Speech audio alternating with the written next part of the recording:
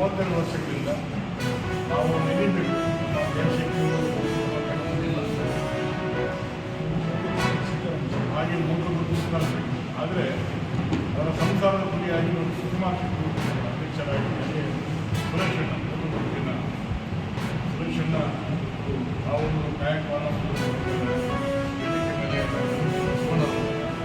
ಆಗಲೇ ಹೇಳಿದಾಗ ಪಕ್ಷಾತೀತವಾಗಿ ಜಾತ್ಯತೀತವಾಗಿ ಧರ್ಮಾತೀತವಾಗಿ ನಡೆಯತಕ್ಕಂಥ ಇದೊಂದು ಪರಂಪರೆ ಇರ್ತಕ್ಕಂಥ ಒಂದು ವ್ಯವಸ್ಥೆ.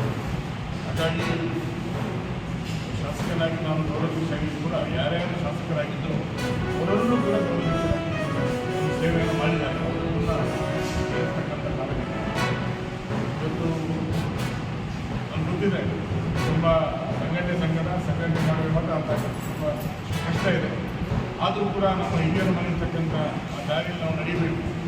ಅವರೊಂದು ಪರಂಪರೆ ಎಣಿಬಾರ್ದು. ನಮ್ಮ ರಾಜ್ಯೋತ್ಸವ ಪ್ರಶಸ್ತಿ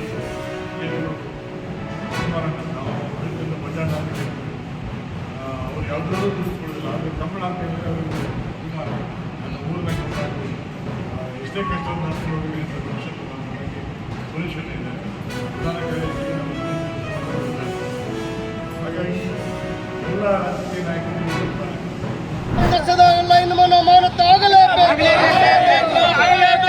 ಹಗಲತ್ತು ಕರೆಂಟ್ ತೋಟಗಳಿಗೆ ಹಗಲತ್ತು ಕರೆಂಟ್ ಕೊಡಲೇಬೇಕು. ಹಗಲತ್ತು ಕರೆಂಟ್ ತೋಟಗಳಿಗೆ ಕರೆಂಟ್ ಕೊಡಲೇಬೇಕು. ಬೇಕೇ ಬೇಕು, ಬೇಕೇ ಬೇಕು. ಯಾರು ಮಾತ್ರ ಹೇಳಿ ಧಿಕ್ಕಾರ, ವಿದ್ಯುತ್ ಅಧಿಕಾರಿಗೆ ಹೇಳಿ ಧಿಕ್ಕಾರ. ಈಗಾಗಲೇ